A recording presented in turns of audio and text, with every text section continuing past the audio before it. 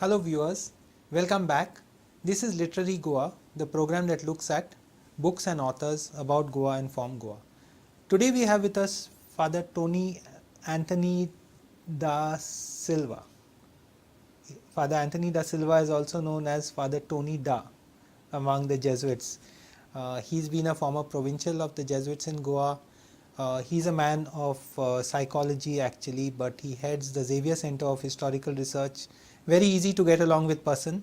And today we are discussing two of the books that he's associated with in different capacities. The first one is Jesuits of the Goa province, and there's the Public History of Goa. Actually, Father, to start with the Public History of Goa. Okay. This was co-edited by you and Father Savio Abreu, who was the former director of CCR. That's right. And is now in St. Xavier's College, Mumbai. And of course, Rinald D'Souza, who's a young Jesuit. Correct. Tell us a bit about the Public History of Goa, how it came about, what are its roots? Okay. This book, The Public History of Goa, is really the outcome of a program that we have at the Xavier Center, which is called History Hour program. By that we mean that we invite to Xavier Center persons who have scholarly interests, not only in history, but in various issues about Goa. And some of them have done research on Goa. Others may not have done research on Goa, but have been thinking and writing about Goa. And so we collected many essays, and we came then to a decision after we crossed 100 history hours that perhaps we should choose some and publish those essays as a book. So this is the book form called the History Hour, the Public History of Goa. The title we chose, Public History of Goa, is to say that this is not merely academic history, but is a history that belongs to the public. You know, that it is a history of Goa, that is a history of all of us. Because after all, what is history but stories that are accumulated, that are collected, and that are shared with the community? That is really the simplest definition of history. And so in that context, we thought a book like this might interest more than only the academics, but it would interest what we tend to call the layperson, the non-specialist in history. And it seems to have evoked a lot of interest because the 20 essays that are included here, they're very short essays, so they could be read by anybody. They do not exceed, we were particular that they should not exceed 5 pages to 8 pages. Of course, before coming to the content of the essays, the point you were making is that History Hour is a program of the Xavier Center, and History Hour is roughly held once a month. Correct. The Xavier Center itself is a 35-year-old institution run by the Goa province of the Jesuits. Correct. Looking particularly at history in Goa. That's right. Since you're the director, a little bit of an introduction to it, because not everyone may know of the XCHR. Okay. We call it XCHR, namely Xavier Center of Historical Research. So the Xavier Center of Historical Research, or the XCHR, is located in Porvorim, Alto Porvorim. And the institute was founded some 40 years ago. And the purpose was really for Jesuit scholars to reflect on both the past history of Goa and as history is being made in Goa, particularly post-liberation time. So we have both trends of research in the tradition of the center, namely pre-liberation and post-liberation, if it can be divided that widely. Now, we must also remember that the Jesuits were associated with Goa right from the time the Portuguese came in here. The first religious were the Franciscans who came in. The Jesuits came in a little later because the Jesuits, as you know, were founded only in 1540. Yeah. So you all are here from 1542. So we are here from 1542. Just 2 years after the Jesuit history in the world starts. Right. That's why the Jesuit history and the what we might call the colonial history of Goa Yeah. really coincide in a way. So that's a bit of unhappy coincidence in some ways, no? In some ways it is. But you all to jump to your defense, I would say that you all are not close to discussing the inconvenient aspects of history. Would I be right? Right, because we were not really directly connected with the colonial enterprise, but definitely the histories coincided in the 1540s, and for the Jesuits, they landed. Francis Xavier was the first Jesuit. Oftentimes, people don't know or don't articulate that part of his life. That he was a co-founder of the Jesuit religious Correct, order. Correct. And he came to Goa first, like in the world in that sense. Outside Europe, probably the first Correct. part in the world. Correct. Because that time, this part of the world was also not very well known to Yeah. Europe. And Yeah. of course, not very well known to Portugal as a Yeah. country. And he himself, Francis Xavier, was not Portuguese. Yeah. He was Spanish. But as a religious, he was sent on a mission to Goa. Yeah. And so he embarked. He took a ship from Lisbon and headed to Goa. And that's a very Goa is a very historic place for the in Jesuit world history. Would you agree? Very much. In very terms of much. the letters going and Thomas Stevens and the kind of work that has been done in the Cockney language, for example. I mean, the Jesuits get a bad press, and sometimes religion gets a bad press, and the Portuguese get a bad press for the negative things they've done. But we also overlook the positive things that have happened in terms of, say, Thomas Stevens, Correct. who was Yeah. one of the first, maybe the first Englishman First Englishman. in That's India. right. That's right. who studied and mastered Cockney and Marathi, and whose work is still being. Very much cherished and applauded and so on and so forth. Yeah. Anyway, sorry for dragging you off topic, but I mean, just to get back to the public history, there's so much background, and I think the background is also very important to understand the context. Correct. But the public history today contains what kind of essays, for example? Yeah, the public history today, this book contains essays about both pre-liberation Goa, and so there are For things examples? about the heritage of Goa. Yeah. For example, written by Prajal Sakadande, professor, and he calls it History and Heritage of Goa. So he gives us a fairly good background of how Goa was prior to the arrival of the Portuguese. There is also a series of essays here about the struggle in Goa post-liberation. Especially, I think what happened was after the liberation, a few years later, maybe around 10 years or so, there was always a struggle for the identity of the Goan. Like, now, who is this Goan after liberation? Because the 450 years prior to the liberation of Goa was one kind of history, so to speak, by a foreign power. And then suddenly the liberation takes place, and then the Goan has to struggle to define himself or herself. And now we have to also learn to appreciate and identify ourselves with a larger chunk, that is India, which Right. is another power and another nation. So now we are part of this nation, and so in that sense, one has to go through a very, I might call it sometimes a tedious process of trying to sort this out. This is So by? a little bit of this kind of a struggle. So we have got Savio Abreu writing on this, Father Savio Abreu, and several other authors like Alan Machado, who writes both about the Goans and the Mangalorians. And a little bit of that also one sees in the article of Ramnath Naik, because that touches on language, which is another aspect of identity. And so what kind of Konkani in Devanagari script, Konkani in Romi script, Konkani Approaches to Marathi also. yeah, right? Konkani spoken by Hindus, Konkani spoken by Goan Catholics, and so on. It's a very complex cauldron in that sense. Very complex and very sensitive issues, Yeah. but issues that need to be articulated, need to be discussed. In a fee and fair environment, in that Yes, sense, without and- judgmental. And that is why judgmental. Xavier Center was a good forum for these different forces to come together. Whether you agree with them or not. Correct. And we would provide a platform to these Right, scholars right. to articulate their position. And there was always an audience, live audience, Yeah. for interaction after the talks or after the lectures.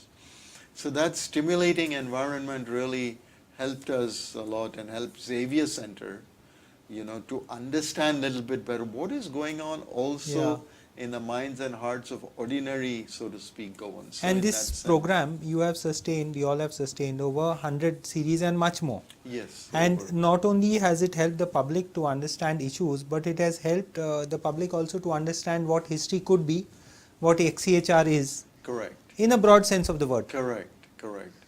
And also to make a contribution, that is also important. Yeah. That the people have to understand, and they understand very well, that they too could contribute through their reflections, through offering a little talk, or through writing something. History is not only for the ivory tower. Correct. That is what is another important aspect of this History Hour series, that it belongs not only to the academic or to the Xavier Center, but it belongs to all of us, the people who participate in this. You all have an excellent library also, right? The library is very good. Yeah, we have got over 33,000 volumes, and including the magazines and other Rare books. publications. We have got lots of rare books, and of late, my predecessors and the directors have also been collecting from people, from families and so on, certain collections. And so we have, for example, the Mamai collection from the Mamai Kamath family of Panjim. People who know Goa well will immediately identify the Mamai Kamath family. So they donated to us. They were traders. They were involved in business, and they donated to us their trading papers. Going back centuries. Going back to the 18th century, so 1700s. I see. We've got letters and stuff like that. So we have got, for example, that collection. We have got a collection of Father Gomez Caton's writing, because it relates and writes a lot about church history. The history. So, and in that way, we have also collected lots of newspaper collections, like some Portuguese newspapers, like Diário da Noite, I see. and for one example, or O Heraldo, and so on. We have several others. And those are very useful tools for research for scholars today who would like to look at Goa 50 years ago, 80 years ago, and so on, so that they can see what was reported in the papers, what did the people say, what were the topics of interest to the people, True. etc. True. So a lot of that history, some of it we try to capture in these essays in this book. If someone wants to propose a talk at the History Hour, can he or she do it? And if so, how do they do it? Yeah, it's actually fairly simple, because we welcome speakers from a wide variety of backgrounds. And if they can call in perhaps the director, or call the office and request to speak with the director, then we have a meeting with the person. Yeah. We try to understand what he or she would like to speak about. We'd sort of gauge the interest level of such a topic, since we know our audiences very well. Yeah. And then we set up a time, and after that we do the publicity from Xavier Center across Goa, through the regular press, Yeah. and through other means, and we contact them on our emails and so on. And best of all, it's free and open to all, right? Right, it's always free. Everything is free, connected with Yeah, this program, and it is open to all, rightly as you say. And so by now we have a fairly constant group of about 50 to 60 people who attend. And sometimes when the topic is very exciting or very novel, or the speaker is well known, then it can go up to 100 and a little over 100. Or if there's a screening on rice, this documentary on rice. For example, thanks to you, we had that screening on rice, which was really very, very well received. And more recently, we had another screening called unfair on prejudice against races, particularly the black race, and that too got a very large audience. Yeah. Just to remind you listeners that we are talking to Father Anthony da Silva, who is also known as Tony Da, and he is the former provincial of the Goa Jesuits, but he is here today in his capacity as a director of the Xavier Center of Historical Research. Father Tony or Dr. Tony, this is your second book, right? I mean, this is the book by Father Gregory Naik, but which you have been given the job of presenting because Father Gregory is unwell at this point of time. Correct. Tell us a bit about the book and about the author also. Okay. Father Gregory Naik, I think, is a well-known Jesuit of the Goa province, well-known in Goa particularly, because he too earlier was the provincial of Goa, and he hails from Naveli in South Goa, and has worked both nationally, like in New Delhi and so on with the Jesuits, in the field of education, as well as internationally at the Jesuit headquarters in Rome.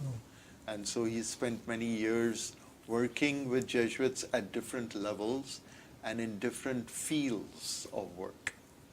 Now, one of the things he set out to do in recent times after he returned from Rome was to build a Goa Jesuit archive here in the provincial's office at Jesuit House in Panjim. And once he set up the archive, I then requested him to write perhaps a brief history of the Jesuits of the Goa province, dating back to the time, to the very early times of Francis Xavier, 1542. 1542, and coming down to the year 2000 now. But the earlier part we did not want him to stress too much and dwell upon, because lots and lots has been written already. There are books on letters of Francis Xavier and tons of it. Lots of material. So, but we said to him to tell us something more about the more recent times, like more or less in the 20th century or late 19th century, 20th century. And I think he's done a very good job. He's tried to refer and use a lot his archives that he constructed. I see. And so he refers to letters that normally people would not have seen. I see. He has referred to diaries that people had written, Jesuits earlier, that were left there. Jesuits are very good record keepers. Does that hold true for Indian Jesuits also, who form today 25% of the global order? Or is it more from the European Jesuits only? I think the tradition has come from the European Jesuits, because already from Ignatius's time, they were certain practices were put in place. For example, missionaries leaving Europe had to write at least once a year back to Rome saying, what are you doing in this new country, in this new place? Tell us about the people, tell us about the food, tell us about the language, tell us about the different customs. And so they would regularly write such reports to the Superior General's office in Rome. These would be compiled and sometimes read in Jesuit parishes in Europe, where Jesuits headed parishes. They would say, we have a missionary, other brother Jesuits working in Africa, or working in Asia, or working in some other parts of Asia like China or the Philippines. And then they would read these letters publicly to the people. So they aroused great interest in the quote-unquote missions. And also preserve them very well, no? Very well. So we have the Jesuit archives in the headquarters in Rome. I happened to meet the director or one of the persons from, he was in Goa for He was in Goa a couple of years back. Polish. Yeah, one was Polish, yes. So the archives today in Rome are flourishing in the sense that a lot of scholars come there to refer to this part of history. Because Jesuit history, Jesuit being the Jesuit order being global, the Jesuit history is also global. So how do we build that sense of history in Goa? Because as a civilization, I'm not blaming the Jesuits, but as a civilization, we in India, we in Goa, as part of India also, lack a sense of history. Yeah, I think what a sense of history we have in India, I think, I'm not a historian, is maybe different, slightly different from a sense of history that is prevalent in Europe. I think in Europe and in other Western countries, the history there is a documented history. So what is not documented does not receive very much Yeah. weightage. But of late, that is also changing. So oral history now, the True. oral tradition is becoming more vibrant and is respected also True. in academic circle. Whereas in Asian countries, particularly in India, oral history has always been part of us. True. True. And although it has not been written and documented, Yeah. it has come down through tradition, sometimes in the form of song, sometimes in the form of dance, sometimes in the form of stories like the Ramayana, the Mahabharata. These are all part of history True. in a way. True. Okay, sometimes we call this as mythology, it's not history, and all these kinds of arguments can go on. But the fact of the matter is these narratives drive the civilization, drive the humans, drive many things that we do today in India, for example, that might not be historically documented and recorded, but are very significant and very vital for our thinking. There are so many interesting points here that I'm guilty of taking you off track every now and then. Yeah. But in brief, give us a sum and substance of what Father Gregory Naik is saying in his book. Yes. Gregory Naik's book basically, if I may say so, has these two parts. The early Jesuits from the time of Francis Xavier, that is the 16th century. But very briefly, he refers to that, a few pages, maybe about 30 odd pages. And then he quickly moves on to what happened to the Jesuits in Goa after the order was suppressed in Goa. So we must remember that after like almost 200 years of working in Goa, then there were hostile forces that also took over the government in Portugal. And so certain of these powers were either anti-religious or they had a certain bias against religion, and religious orders were suppressed as a result. And among them were the Jesuit order. So when the Jesuit order was suppressed, Father Naik explains very well what happened here in Goa. I see.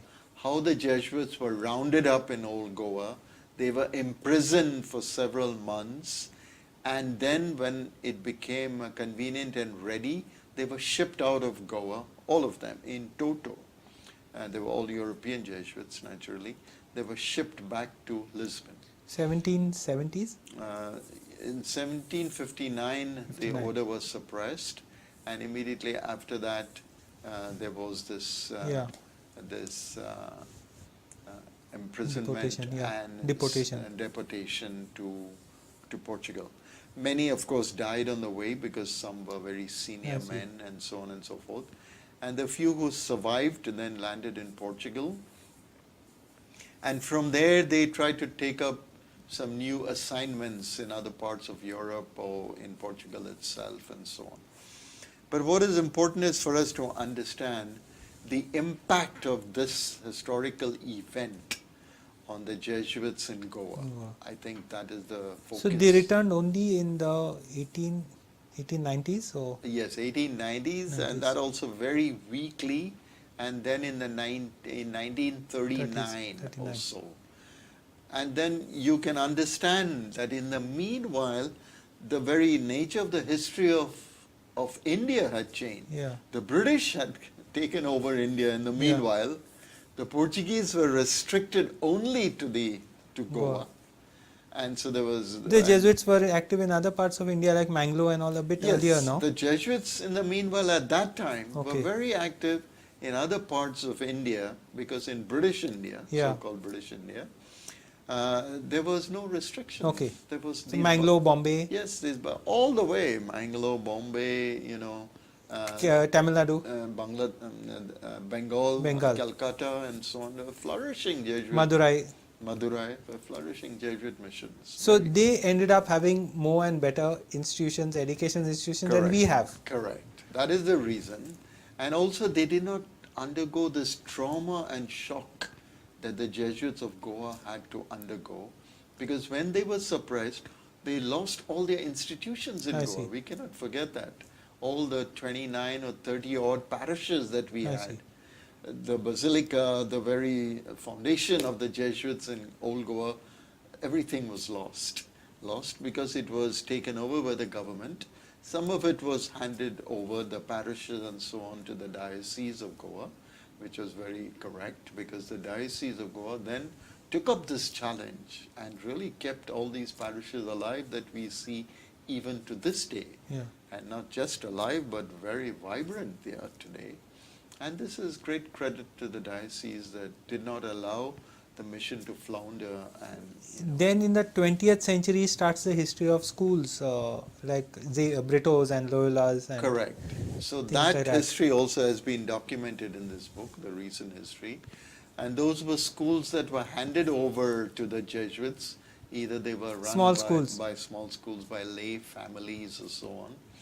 Britos was Sacred Heart Para, correct? Correct. Sacred Heart, Para? No, Sacred Heart. yeah, Sacred Heart. Sorry, yeah, not Para. not Para. And so it was in Mapsa, in the Yeah. Duler area, and it was, the building was given to the Jesuits, and so was the management. And then the Jesuits started to expand, Yeah. and they found it too small, and then they built this new structure, which is presently in Mapsa, Yeah. called obviously Saint Brito Mapsa. Yeah. And similarly, the Loyola School in Margao, it was handed over to the Jesuits. Which but institution? Loyola Yeah, School, but earlier it Margao. was I forget what it was, I see. the earlier Saint name. Theotonus or no? Yeah, Something. It's but there. it It's is there. well recorded here in this book. And then the Jesuits took over and tried to expand. Isn't it time for a institution. Jesuit college in Goa? Very much time, and there were many different kinds of struggles at the time of liberation. And that time it was proposed that the Jesuits would start a college, but somehow or the other it was not possible because we lacked in personnel. That is the fact. The fact I think is, Jesuit had a role in starting St. Xavier's College, the Mapsa. present St. But Xavier's College Mapsa at the started. invitation of the diocese. So it was started by the Jesuit, St. Xavier's College Jesuits of Bombay. who lent one or two men with experience to come and set it up here. And so they set up the college in Mapsa, and then after some years handed it over completely to the diocese. You all have been called the school teachers of Europe. Has that role changed? Do you see it changing in India? The role I don't think has changed much in India. It has changed in Europe, I because see. they are no longer school teachers in Europe, because Europe secularized education and the state runs almost in every country of Europe. But for us in India, we feel there is still a role to play as school teachers, simply because education has not reached the masses in India. And I think the Jesuits, like many other orders and other associations and organizations, are doing a marvelous job in aiding the government to take education to the masses, to the people. And so that role, I foresee, will continue for 50 to another 100 years, maybe, given the population of India and given the lack of resources that we have in India. We have to pull together whatever resources we have in order to spread education. Yeah, sure. Thanks so much, Father. That was Very well. Father Dr. Tony da Silva, Tony Da as he is known among the Jesuits. And we really appreciate the time he's taken to share all this information and knowledge with us. Sure. And looking forward to more books from your pen and more history hours. I'm sure that will happen. Thank We you so hope much so. for spending time with us. Very welcome, very welcome. It was a great pleasure.